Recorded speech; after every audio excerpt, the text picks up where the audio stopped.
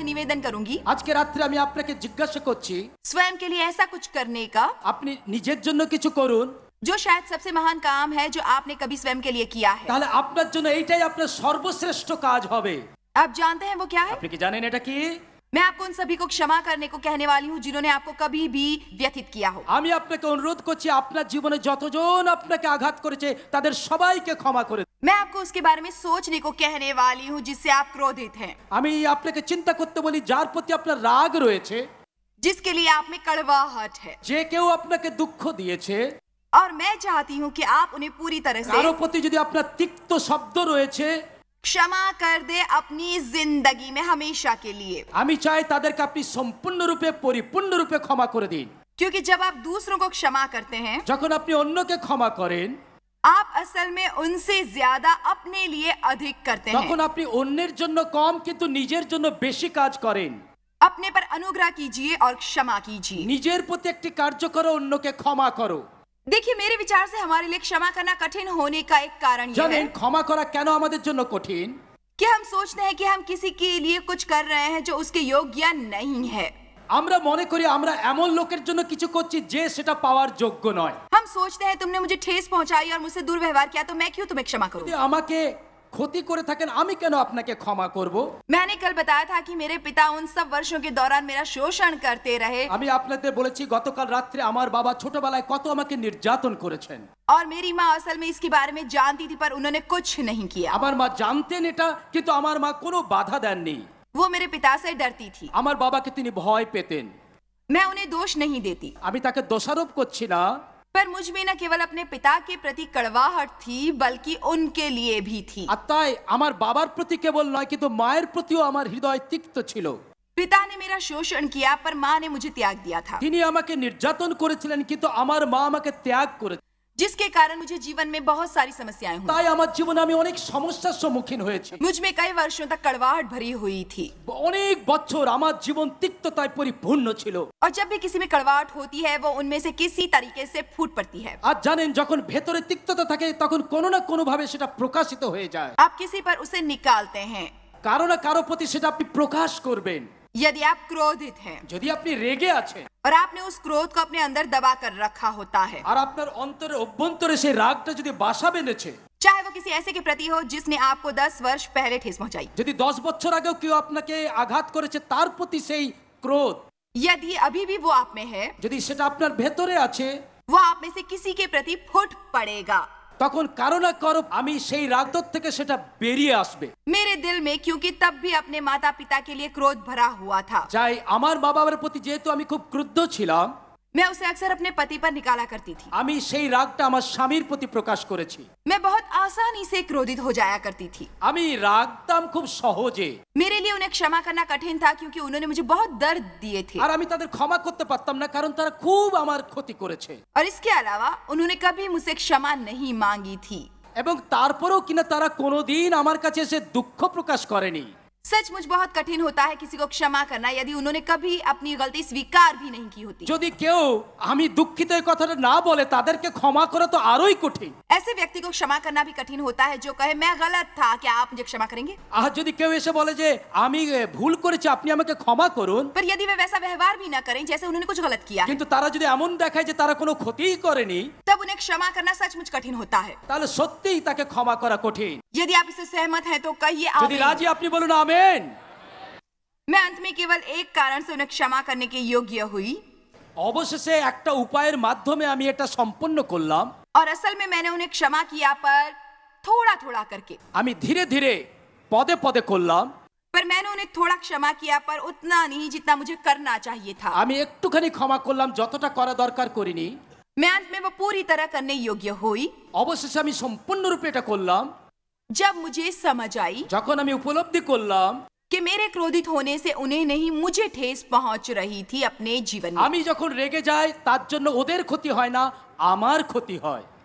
मैं चाहती हूँ कि आप आज जान लें আমি চাই আজকে রাত্রে আপনি এটা জেনে যান कि यदि आप में किसी प्रकार की कड़वाहट या क्रोध या क्षमा न करना भरा हुआ है যদি আপনার মধ্যে কোনো তিক্ততা আছে, রাগ আছে, কারো প্রতি অভিযোগ আছে, तो वो केवल आपको हानि पहुंचाएगा यदि आप उसे अपने में এটা भरेंगे। কেবল আপনার ভিতরে ক্ষত সৃষ্টি করবে, অন্যের নয়। मैंने एक पुरुष को ये कहते सुना, একটা লোকের কাছে আমি এই কথা শুনেছিলাম। असल में वो वॉचमैन नी नामक प्रशंसीय चीनी मसीह पुरुष थे। ওয়াচম্যান নি নামে একজন খুব ভালো চাইনিজ খ্রিস্টান ভক্ত। वे अब दुनिया में नहीं है, पर उन्होंने कई बढ़िया किताबें लिखी हैं जो मैंने पढ़ी তিনি हैं। আর জীবিত নয়, কিন্তু তিনি অনেক ভালো ভালো বই লিখে গেছেন যা আমি পড়েছি। उन्होंने कहा था शैतान एक मसीह के जीवन में अन्य चीजों के मुकाबले খ্রিস্টানদের জীবনে আরো অনেক স্থান তারা গ্রহণ করেছেন। क्षमा न करने के द्वारा अधिक नियंत्रण करता है। ক্ষমার ছাড়া আর অন্য কোনো বিষয় নয়। परमेश्वर एकता को आशीष देते हैं, ঈশ্বর আমাদের একতার মধ্যে আশীর্বাদ দেন, कड़वाहट को नहीं। তিক্ততাতে নয়। आज दुनिया में बहुत से लोग क्रोधित हैं, আজকে জগতের লোক আজকে ক্রুদ্ধ। और मैं जानती हूँ कि हम सभी इस सभा में आ सकते हैं। আমরা জানি এই সভাতে আমরা আসি, और इस वक्त में जब आपको देख रही हूँ, आप बहुत मासूम और प्यारे लग रहे हैं। আর আপনার দিকে যখন তাকাচ্ছি আপনাকে দেখতে কত মিষ্টি লাগছে, কত নিরপরাধ মনে হচ্ছে। मुझे ये सोचने का प्रलोभन हो सकता है, क्या ये संदेश इन लोगों के लिए उपयुक्त होगा? আর আমার মনে মনে আমি এটাও ভাবতে পারি এই প্রচারটাকে এই লোকেদের জন্য প্রযোজ্য, क्योंकि इन्हें देखकर लगता नहीं कि उन्हें क्षमा न करने में समस्या होती होगी। अब তাদের মধ্যে তো আমার দেখে মনে হচ্ছে না ক্ষমা না করার কোনো সমস্যা আদৌ তাদের আছে। परंतु यदि मैं कुछ मिनटों के बाद कहूँ আর কয়েক মিনিট পরে আমি বলবো कि जिनके मन में किसी को क्षमा न करने की भावना है, वे खड़े हो जाएं, যাদের মধ্যে ক্ষমাহীনতা তিক্ততা হৃদয়ে রয়েছে, तो इस भीड़ में से लगभग 70 या 80% लोग खड़े हो जाएंगे। তাহলে তাদের মধ্যে যারা ক্ষমা এমনি অবস্থা তাদের 70-80 জন সংখ্যায় দাঁড়াবেন, विशेष रूप से यदि वे सत्यवादी होंगे। বিশেষ করে যদি আপনি এখানে এসেছেন। कोई हैरानी की बात नहीं है कि दुनिया भर में मसीह कलीसिया में वो शक्ति नहीं है जिसकी उसे आवश्यकता है। আর খ্রিস্টের যে মণ্ডলী সারা বিশ্বে তারা একটা শক্তি প্রাপ্ত হতে চায়। यदि आप चाहते हैं कि परमेश्वर आपको इस्तेमाल करें, तो आपको उसे भुलाना होगा जो लोगों ने आपके साथ किया। লোকেরা আপনার প্রতি যে ক্ষতি করেছে তার উপরে যদি আপনি বিজয়ী না হন, ঈশ্বর আপনাকে ব্যবহার করতে পারবেন না। आप में से कितने चाहते हैं कि परमेश्वर आपके जीवन के द्वारा कुछ महान करें? কতজন চান ঈশ্বর আপনার জীবনে মহান কাজ করুন? হাত দেখি। देखिए, अपना हाथ पूरे उत्साह से हिलाइए यदि आप चाहते हैं कि परमेश्वर कुछ करे। ठीक है, तब आपको ये याद रखना होगा कि यीशु ने क्षमा किया था। তাহলে আপনাকে স্মরণে রাখতে হবে যিশু ক্ষমা করেছেন। उन्होंने क्रूस पर कहा था, पिता इन्हें क्षमा करें, ये नहीं जानते ये क्या कर रहे हैं। তিনি যখন ক্রুশের উপরে ছিলেন তিনি বললেন পিতা ইহাদিগকে ক্ষমা করো কারণ ইহারা কি। जब उन पर पथराव हो रहा था, যখন স্টিফেনকে পাথর মারা হলো उसने कहा, पिता इन्हें क्षमा करें, ये नहीं जानते ये क्या कर তিনি रहे हैं। বললেন পিতা ইহারা জানে না কি করিতেছে, তুমি এদের ক্ষমা করো। जब पौलुस जेल में थे और उन पर मुकदमा चल रहा था, যখন পল জেলে ছিলেন তার বিচার চলছিল, तब बाइबल के अनुसार सभी ने उन्हें छोड़ दिया, उन्हें त्याग दिया था। सभी ने, বাইবেল বলছে সকলে তাকে ছাড়িয়া দিল, সকলে তাকে ত্যাগ করলো। उन लोगों ने जिनकी उन्होंने मदद की थी और जिनके लिए जीवन अर्पित किया था। যে লোকেদের জন্য তিনি জীবনকে ব্যয় করেছিলেন তাদেরকে সাহায্য করেছিলেন। वे जेल में थे क्योंकि वे उन लोगों की मदद करने की कोशिश कर रहे তিনি थे। লোকেদেরকে সাহায্য করার জন্যই তো আজকে জেলের মধ্যে। अब उन्हें आवश्यकता होने पर भी सभी ने उन्हें त्याग दिया এখন था। তার ওদেরকে প্রয়োজন আর সবাই তাকে ছেড়ে চলে গেছে। पर पौलुस ने कहा, मैं उनके प्रति कटु नहीं बनूंगा, मैं उन्हें प्रभु के हवाले कर তিনি दूंगा। বলতে তাদের বিরুদ্ধে আমি এটা অভিযোগ করব না, আমি ঈশ্বরের হাতে তাদের সমর্পণ করি। उन्होंने कहा, सभी ने मुझे त्याग दिया, पर प्रभु मेरे साथ बने रहे। তিনি বলছে সকলে আমাকে ত্যাগ করিয়াছে কিন্তু সদাপ্রভু আমার সহবর্তী। सभी लोग आपको त्याग सकते हैं, परंतु परमेश्वर कभी आपका साथ नहीं छोड़ेंगे। সবাই আপনাকে ছেড়ে চলে যাবে, ঈশ্বর আপনার সঙ্গে থাকবে। बाइबल में लिखा है कि चाहे मेरे माता पिता मुझे त्याग देंगे, परंतु বাইবেল বলে আমার পিতা এবং মাতা যদিও আমাকে ত্যাগ করে, प्रभु मेरी सहायता करेंगे और अपनी संतान के तौर पर गोद लेंगे। ঈশ্বর আমাকে তার সন্তান রূপে গ্রহণ করবেন। मुझे बहुत आराम मिला जब मैंने वो वचन पढ़ा कि আমি যখন শাস্ত্রে বাক্য দেখলাম আমি কত সান্ত্বনা পেলাম।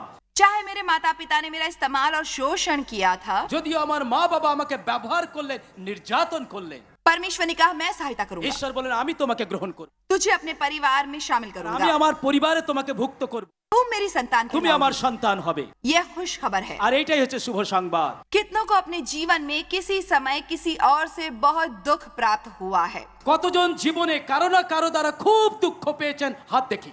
हाथ उठाइए, मैं देखना चाहती हूँ। कितनों के माता पिता ने उन्हें ठेस पहुंचाई है। কতজন মা বাবার কাছ থেকে খুব দুঃখ পেয়েছেন? ये देखकर बहुत दुख पहुंचता है कि कितने लोगों को अपने माता पिता से घृणा है। কতজন না রয়েছে যারা নিজের মা বাবাকেই ঘৃণা করেন। लोगों को क्षमा करने का एक तरीका है ये समझना कि दुखी लोग दूसरों को दुखी ही करते हैं हमेशा। একটা কথা মনে রাখবেন যে কিভাবে আপনি ক্ষমা করতে পারেন, লোককে আঘাত করলে নিজে আঘাত প্রাপ্ত হন। मेरे पिता न केवल शोषण करते थे, उनमें अत्यधिक कड़वाहट भी भरी थी। আমার বাবা যে কেবল আমাকে নির্যাতন করতেন তা নয়, তার মনটা তিক্ততায় ভরা, बहुत क्रोध था খুব সব সময় রেগে থাকতেন। और मैंने कभी उन्हें किसी को क्षमा करते हुए नहीं আর देखा। আমি কখনো দেখিনি যে তিনি কাউকে ক্ষমা করছেন। उनके जीवन में यही सिलसिला चलता रहा। এখন দেখুন আপনার তার জীবনধারা। एक बार वे मेरी एक मौसी से क्रोधित हुए और जीवन भर उनसे घृणा करते रहे। আর তিনি তার মা আমার মায়ের বোনকে একবার বিয়ে করলেন এবং সারা জীবন তাকে ঘৃণা করলেন। यदि वे अपने किसी सहकर्मी से क्रोधित होते, वे बाकी का जीवन उससे घृणा ही करते रहते थे। সঙ্গে যখন তিনি কাজ করতেন তার সঙ্গে মতের মিল হতো না, তিনি তাকে ঘৃণা করতেন সারা জীবনের মতো। उन्होंने अपने बचपन में बहुत चोट खाई थी, আর যখন তার শিশু বেলায় তিনি নির্যাতিত হন, पर क्योंकि वे क्षमा नहीं कर सकते थे, যেহেতু তিনি ক্ষমা করতে পারছেন না, वे स्वस्थ नहीं हो पाए थे। আর তাই তিনি সুস্থ হচ্ছিলেন না। और क्योंकि वे स्वस्थ नहीं हो पाए थे, যেহেতু তিনি সুস্থ হচ্ছিলেন না, उन्होंने मुझे व्यथित किया। তাই তিনি আমাকে আঘাত করতেন।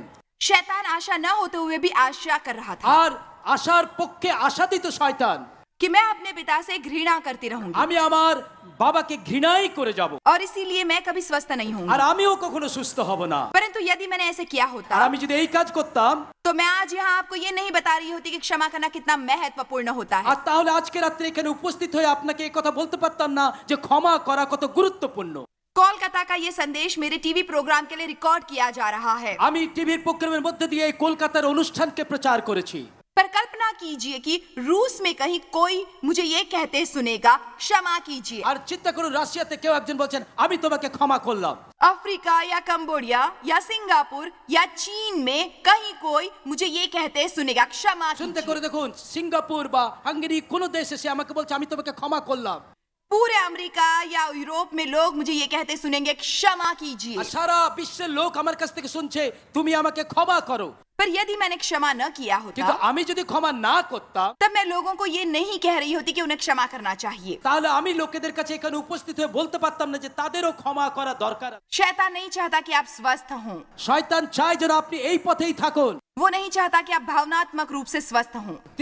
শয়তান চায় না যে আপনার আবেগ সুস্থ হোক। वो चाहता है कि आप जीवन भर रहें कटु সে চায় সারা জীবন আপনি और क्रोधित, এবং ভয়ে। क्योंकि ऐसी स्थिति में आप अन्य लोगों से दुर्व्यवहार करते আর हैं। তখন কি হয়, অবশেষে আপনি লোকেদের সঙ্গে খারাপ ব্যবহার করেন। पर मैं आज आपको पर्याप्त जानकारी देने वाली हूँ, আজকে আমি একটা নতুন তথ্য আপনাকে রাত্রে দিচ্ছি, शक्तिशाली जानकारी, খুব শক্তিশালী তথ্য। जिसके द्वारा आप शैतान के बढ़ते कदमों को रोकने की তখন योग्य আপনি होंगे। শয়তানের পথ এবং শয়তানকে রুদ্ধ করবেন। आज आप न केवल ये फैसला कर सकते हैं कि आप उन सभी को क्षमा करेंगे जिन्होंने आपको व्यथित আজকে किया আপনি है। এই সিদ্ধান্ত যে শুধু নেবেন যে আমি সবাইকে ক্ষমা করবো, শুধু তা নয়। आप बल्कि आज ये फैसला कर सकते हैं আজকে রাত্রে আপনি এই সিদ্ধান্তও নেবেন कि यदि आइंदा कोई आपको ठेस पहुंचाएगा, যদিও কখনো কেউ আমাকে, आप अपने पर अनुग्रह करेंगे আপনি নিজের প্রতি একটা দয়ার কার্য করবেন, और आप उन्हें तुरंत क्षमा करेंगे। আপনি সঙ্গে সঙ্গে তাকে ক্ষমা করবেন। आप जितनी जल्दी ये कर सकते हैं उतना अच्छा होगा, যত তাড়াতাড়ি করবেন তত মঙ্গল আপনার জীবনে হবে। क्योंकि आपको फिर ठेस लगेगी, কেননা আপনি আবার আঘাতপ্রাপ্ত হবেন, आपको फिर से निराशा होगी। আবার আপনি নিরাশ হবেন। लोग हर समय आपके साथ उचित व्यवहार नहीं करेंगे। সব সময় লোকেরা আপনার প্রতি ভালো ব্যবহার করবে না। सबसे बढ़िया प्रतिक्रिया आप ये कर सकते हैं कि आप उन्हें क्षमा और उनके लिए प्रार्थना আর करें। সবচেয়ে ভালো যে কাজটা আপনি করতে পারেন তাদের ক্ষমা করুন, তাদের জন্য প্রার্থনা। तब आप स्वतंत्र होंगे और परमेश्वर से आशीष আর তখন पाएंगे। আপনি মুক্তি পাবেন, ঈশ্বর আপনার জীবনকে আশীর্বাদ করবেন। आप स्वतंत्र होंगे और परमेश्वर से आशीष যখন पाएंगे। আপনি মুক্ত হবেন ঈশ্বর আপনাকে আশীর্বাদ করবেন।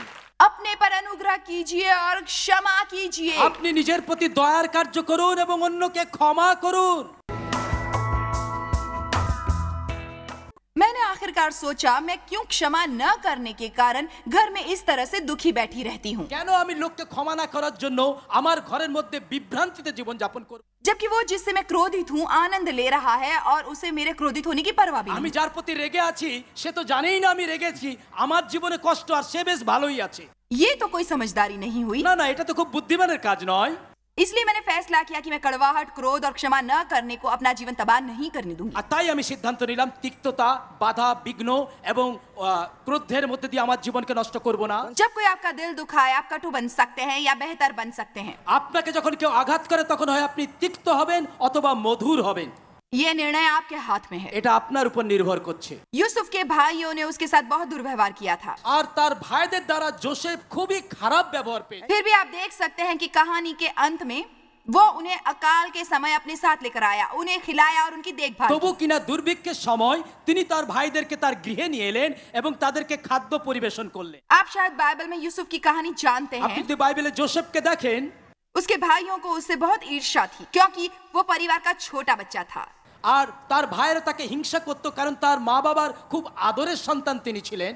और उनके पिता बूढ़े थे और उनका यूसुफ पर अनुग्रह था। তার বাবা খুব বৃদ্ধ লোক ছিলেন এবং जोसेफকে একটু তিনি বেশি ভালোবাসতেন। आपको अच्छा लगे या नहीं, पर परिवार के सबसे छोटे बच्चे को विशेष ध्यान मिलता रहता है। আপনি জানেন, এটা আপনি পছন্দ করুন না করুন, ছোট ছেলেরা বাড়িতে একটু বেশি আদর। वे यूसुफ से इतनी घृणा करते थे তারা जोसेफকে এত ঘৃণা করলো कि उन्होंने उसे गुलामी के लिए बेच আর दिया তারা তাকে কৃতদাস রূপে বিক্রি করে দিল।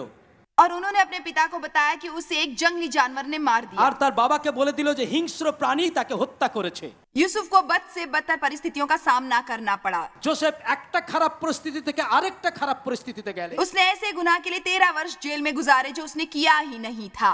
এমন একটা কাজের জন্য তাকে 13 বছর জেল খাটতে হলো যে অন্যায়টা তিনি আদৌ করেননি। पर क्योंकि यूसुफ का रुख हमेशा बढ़िया था, কিন্তু সর্বদা जोसेफের মধ্যে একটা ভালো মনোভাব ছিল, शैतान उसे गड्ढे में नहीं रख पाया, তাই শয়তান তাকে পায়ের নিচে রাখতে পারেনি। बल्कि परमेश्वर ने उसे महल में আর पहुंचाया। তাই ঈশ্বর তাকে একদম প্রাসাদে নিয়ে গেলেন। आप गड्ढे में से महल तक पहुंच सकते हैं। আপনি গর্ত থেকে একেবারে প্রাসাদে যেতে পারেন। यदि आप गड्ढे में रहते हुए तंग आ गए हैं तो ये समय है आपके द्वारा परमेश्वर के तरीके काम करने का निर्णय लेने এখনো का। যদি আপনি গর্তের মধ্যে আছেন, ঈশ্বর চান আপনি সিদ্ধান্ত নিন প্রাসাদে যাওয়ার। अय्यूब के साथ बहुत बुरी बातें हुई थी, ইয়োবের জীবনে খুব দুর্ঘটনা ঘটেছিল। फिर भी अंत में अय्यूब 42 में আর 42 অধ্যায় ইয়োবে আমরা দেখতে পাই, लिखा है कि जब अय्यूब ने अपने मित्रों के लिए प्रार्थना की थी, ইয়োব যখন তার বন্ধুদের জন্য প্রার্থনা করলো, जो उसके अच्छे मित्र नहीं साबित हुए थे, এই বন্ধুগুলো যার প্রতি ভালো ব্যবহার করেনি, जब वो दुखी था उन्होंने उस पर उन कामों का दोष लगाया जो उसने नहीं যে किए। অন্যায় সে করেনি তার জন্য তার বন্ধুরা তাকে দোষারোপ করত। उसे सांत्वना देने की बजाय उन्होंने उसका विरोध किया। তারা তাকে সান্ত্বনা না দিয়ে তার বিরুদ্ধে কথা বলতে লাগলো। पर सुनिए, কিন্তু শুনুন, बाइबल के अनुसार जब अय्यूब ने अपने मित्रों के लिए प्रार्थना की, কিন্তু বাইবেল বলে ইয়োব যখন আপন বন্ধুদের নিমিত্তে প্রার্থনা করে, परमेश्वर ने हर उस चीज की दोगुनी क्षतिपूर्ति की जो उसने गवाई थी। ঈশ্বর তার যা কিছু হারিয়েছিল তার দ্বিগুণ পরিমাণে ফিরিয়ে দিলেন। परमेश्वर आपको आपके कष्टों के बदले में दुगना देना चाहते हैं। আপনার সংকটে ঈশ্বর আপনাকে দ্বিগুণ পরিমাণে সাহায্য করতে, मैंने कहा परमेश्वर आपको आपके दुखों के बदले में दुगना देना चाहते हैं। সংকটে ঈশ্বর আপনাকে দ্বিগুণ দিতে চান। मैं चाहती हूँ कि आप सभी मुझे सुने, परमेश्वर आपके कष्टों के बदले में आपको दुगुना देना चाहते हैं। শুনুন, ঈশ্বর আপনার সংকট আপনাকে দ্বিগুণ আশীর্বাদ করবেন। सभी को कष्ट होते हैं, সবারই সংকট আছে, पर बहुत से लोग लगातार चीजें गवाते रहते हैं। কিন্তু কিছু লোকেরা কেবল জীবনে হারিয়েই চলেছে। पर आप जानते हैं कि बाइबल के अनुसार शैतान जो चुराता है বাইবেল বলে চোর যা চুরি করে उसे वो 7 गुना लौटाना पड़ता সে है। যেন 7 গুণ তা ফিরিয়ে দেয়। इसलिए जब कभी भी शैतान आपसे कुछ चुराता है, যখন শয়তান আপনার জীবন থেকে কোনো কিছু চুরি করে, आप उसे वापस पा सकते हैं, पर केवल तभी जब आप वो करते हैं जो परमेश्वर आपसे करने को कहे। আপনি জীবনে তা ফিরে পেতে পারেন, কিন্তু যদি আপনি ঈশ্বরের নিয়ম মেনে চলেন। उत्पत्ति से लेकर प्रकाशित আদি वाक्य तक পুস্তক থেকে প্রকাশিত বাক্য इस बात का प्रमाण है कि हमें क्षमा करना चाहिए। আমাদের সাক্ষ্য রয়েছে যে আমরা যেন অবশ্যই ক্ষমা করি। हमें क्षमा करना बहुत कठिन लगता है क्योंकि हमें बहुत दुख होता ক্ষমার है প্রশ্ন যখন আসে, চুরিটা একটা বড় সংকট। और हमें ऐसे अनुभव होता है जैसे ये बहुत कठिन कार्य है। লোকেদেরকে ক্ষমা করা আমাদের জন্য খুব কঠিন কাজ। हमें महसूस होता है कि हम वो नहीं कर কেননা सकते আমরা মনে বড় দুঃখ পেয়ে থাকি। और हमें वो बहुत ज्यादा कठिन लगता है। আমাদের মনে হয় এটা বড় কঠিন কাজ। हमें महसूस होता है कि हम वो नहीं कर सकते। আমাদের মনে হয় না না এটা আমি করতে পারবোই না। पर मैं आपको कुछ महत्वपूर्ण सिखाना কিন্তু चाहती আমি हूँ। আপনাকে একটা গুরুত্বপূর্ণ শিক্ষা দেই। आपको उस वक्त सही करना आरंभ करना है जब वो गलत अनुभव हो रहा होता है। যখন আপনার মনে হচ্ছে এটা ভুল, তবু যদি আপনি ঠিক কাজটা করেন, जब आप ऐसा करते हैं आप एक बड़ी विजय और उपलब्धि पाते हैं। তখন আপনি জীবনে এক মহান কার্য সাধন করবেন এবং বিজয়ী হবেন। आपकी पहचान भावनाओं तक सीमित नहीं है। আপনার অনুভূতির চেয়ে এখানে আরো একটা বড় কার্য রয়েছে। आप केवल भावनाओं से भरपूर एक बड़ा शरीर नहीं আপনি है, একেবারে অনুভূতিতে ভরা একটা বড় কার্যাল দেহ নন, बल्कि आपकी स्वतंत्र इच्छा কিন্তু है। আপনার একটা স্বাধীন ইচ্ছা আছে। ऐसी इच्छा जो परमेश्वर के अनुग्रह से भरपूर আমি है। মনে করি এমন এক ইচ্ছা যেটা ঈশ্বরের অনুগ্রহে পরিপূর্ণ। और यदि आप अपनी इच्छा को परमेश्वर की दिशा में আপনি যদি मोड़ेंगे আপনার ইচ্ছাকে ঈশ্বরের নির্দেশে চালনা করেন, और कहेंगे परमेश्वर मैं क्षमा करूंगा क्योंकि आप मुझे क्षमा करने को আপনি कह যদি रहे হ্যাঁ हैं, ঈশ্বর তুমি আমাকে বলেছো ক্ষমা করতে, তাই আমি ক্ষমা করব। मैं क्षमा करूंगा चाहे मुझे जैसा भी আমার महसूस हो, অনুভূতি যাই হোক আমি और मैं अपने शत्रुओं के लिए प्रार्थना करूंगा। আমার শত্রুর জন্য আমি প্রার্থনা করব। सही कार्यों के बाद हमें हमेशा सही महसूस होता है। সঠিক অনুভূতি আপনাকে সব সময় সঠিক কার্য করতে সাহায্য করে। परंतु ज्यादातर लोग सही कार्य करने से पहले सही महसूस करने की प्रतीक्षा करते মনে हैं। রাখবেন সঠিক অনুভূতি আপনার জীবনে সঠিক কার্য সম্পাদন করে। तब आप अपनी भावनाओं को अपने पर नियंत्रण करने दे रहे होते हैं अपने जीवन में। তারা অপেক্ষা করে কবে সঠিক অনুভূতি করবে, তবে গিয়ে তারা সঠিক কাজ করবে। आपकी भावनाएं आपको नियंत्रण करती हैं। আর তখন আপনি অনুভূতির দ্বারা পরিচালিত হন। यदि आप क्षमा करने যদি আপনি ক্ষমা করার সিদ্ধান্ত নেন, और अपने शत्रुओं के लिए प्रार्थना আপনার करेंगे, শত্রুর জন্য প্রার্থনা করে, और कुछ और बातें हैं जो मैं आपको बताऊंगी जो आपको करने की আরো आवश्यकता কিছু है, বিষয় আমি আপনাকে বলবো যা আপনার করা দরকার। आपकी भावनाएं आखिरकार आपके निर्णय के बराबर के चरण तक पहुंच जाएंगी। তখন কি হবে, আপনার অনুভূতি আপনার সিদ্ধান্তকে অনুসরণ করবে। उसमें कुछ समय लगेगा একটু সময় লাগতে পারে, पर वो जरूर होगा। কিন্তু এটা ঘটবে।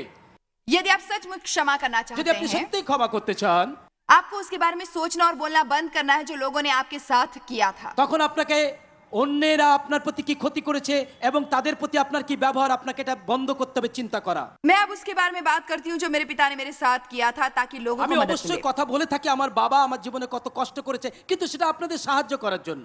इसलिए नहीं कह रही कि वो मुझे परेशान करते थे, पर अब मैं परेशान नहीं होती। আর আমি এই জন্য এটা বলি না যে এটা আমার খুব কষ্ট নিয়ে আসে, এটা আর আমাকে কষ্ট দেয় না। आप जानते हैं इसका क्या कारण है? আপনি জানেন কেন এটা চিন্তা করলে আমি কষ্ট পাই না? क्योंकि जिस व्यक्ति के साथ ये हुआ वो मसीह में मृत और उनमें पुनर्जीवित हो उठा है। কেননা যে ব্যক্তি আমার প্রতি এমনি কাজ করেছেন তিনি খ্রিস্টতে মৃত এবং খ্রিস্টতে জীবিত। मुझे मसीह यीशु में पुनः रचा गया আমি है খ্রিস্টতে পুনঃসৃষ্টি হয়েছি। और मुझे एक बिल्कुल नया जीवन और नई शुरुआत मिली है। আমি একটা নতুন জীবন পেয়েছি, নতুন প্রারম্ভ করেছি। पुरानी बातें बीत गई हैं পুরাতন বিষয় সকল অতীত হইয়াছে और सभी चीजों को बिल्कुल नया बना दिया गया এবং है, সমস্ত কিছু নতুন হয়েছে जिनमें मैं भी शामिल हूँ এবং তার মধ্যে আমিও আছি, और आप भी शामिल हैं। তার মধ্যে আপনিও আছেন। क्षमा वो काम है जो हम जीवन भर करते रहेंगे। আমাদের সারা জীবন ধরে এই ক্ষমার কাজ করে যেতে হবে। हमें सारा जीवन परमेश्वर के क्षमा की आवश्यकता होगी আমাদের প্রতিনিয়ত ঈশ্বরের কাছে ক্ষমার প্রয়োজন, और हमें अन्य लोगों को क्षमा करने की आवश्यकता होगी। যেন আমরা অন্য লোকের প্রতি সে ক্ষমা প্রদর্শন করতে পারি। आप कभी नहीं जानते होंगे कब कोई ऐसा कुछ कहेगा जिससे आपको दुख पहुंचेगा, आपकी भावनाओं को আপনি ठेस এখনো पहुंचेगी। জানেন না কখন কে লোক কি কথা বলে আপনার জীবনে দুঃখ নিয়ে আসবে। आपको कभी पता नहीं होगा कब किसी परिस्थिति में कोई आपको त्याग देगा। আপনি জানেন না কখন কোন পরিস্থিতিতে লোকেরা আপনাকে ছেড়ে চলে যাবে। ये कठिन होता है जब आपने जीवन भर किसी का साथ दिया होता है और जब आपको उसकी आवश्यकता होती है वो आपका साथ नहीं চিন্তা देते। করে দেখুন সারা জীবন আপনি যাদের সঙ্গ দিলেন তাদের আপনার প্রয়োজনে তারা আপনাকে ছেড়েই চলে গেল। मैं ये कहकर नकारात्मक नहीं बनना चाहती हूँ, আমি যখন এটা বলছি আমি ঋণাত্মক হিসেবে বলছি। पर मैं जानती हूँ शैतान कैसा है और जीवन कैसा होता আমি है। শয়তানকেও চিনি, আমি জীবন কেমন তাও জানি। एक समय आएगा जब आपको क्षमा की परीक्षा देनी होगी अपने जीवन में, আপনি দেখবেন একটা সময় আসবে যখন ক্ষমা করার পরীক্ষা আপনাকে দিতে হবে। और आपको उसमें सफल होना होगा यदि आप चाहते हैं कि परमेश्वर आपके जीवन में कुछ महान कार्य যদি আপনি करे। চান ঈশ্বর আপনার জীবনে মহান কাজ করুন তাহলে আপনাকে পাস হতে হবে ক্ষমার পরীক্ষা। प्रभु मुझे अपने भाई को कितनी बार क्षमा करना होगा? ও প্রভু কতবার আমার ভাইকে আমি ক্ষমা করব? पतरस ने कहा मैं 7 बार करने को तैयार हूँ। আমি কি 7 বার করতে প্রস্তুত প্রভু? यीशु ने कहा 70 गुना 7 बार। যিশু বললেন 70 গুণ 7 বার। बाइबल में 7 पूर्णता का अंश है। বাইবেলে 7 হচ্ছে একটা সিদ্ধ সংখ্যা। सो पतरस कह रहा था क्या 7 बार पर्याप्त होगा? তাই পিতর বলছেন 7 বারই কি যথেষ্ট? जब प्रभु ने कहा 7 गुना 70, वो कह रहे थे तुम्हें जितनी बार आवश्यकता होगी क्षमा करना আর যিশু होगा। যখন বললেন 70 গুণ 7 বার, তার মানে হচ্ছে যতবার প্রয়োজন ততবার ক্ষমা করতে হবে। मैं आशा करती हूँ कि आप उसे गहराई से जानेंगे जो मैंने आज आपसे कहा है और अपने पर अनुग्रह करेंगे, किसी ऐसे को क्षमा करके जिससे आप क्रोधित हैं। याद रखिए, जब आप दूसरों को क्षमा करते हैं आप दूसरों के मुकाबले अपने लिए अधिक करते हैं। मेरे विचार से ये एक बहुत बहुत बहुत महत्वपूर्ण विषय है, एक ऐसा विषय जिस पर हमें बार बार शिक्षा सुनने की आवश्यकता होती है। जॉय स्माइल मिनिस्ट्रीज में आप हमारे लिए कितने अहम हैं, इसका आपको अंदाजा नहीं। हम आपके आभारी हैं और हम धन्यवाद करते हैं अपने सब मित्रों और सहयोगियों का कि उन्होंने इस विश्वव्यापी सेवकाई को संभव बनाया। मिलकर हम भूखों को खिला रहे हैं, गरीबों को पहना रहे हैं और कई देशों में सुसमाचार पहुंचा रहे हैं। कृपया हमसे संपर्क करें या विजिट करें jmmindia.org पर। आज ही अपनी प्रार्थना के अनुरोध बताने के लिए, हमारे साधनों के बारे में और जानकारी और जॉयस की सभाओं का शेड्यूल जानने के लिए और हमारे सहयोगी बन जाएं दुनिया भर में मसीह का प्रेम बांटने के लिए। ये कार्यक्रम जॉय स्माइल मिनिस्ट्री के मित्रों और पार्टनर्स द्वारा प्रायोजित है।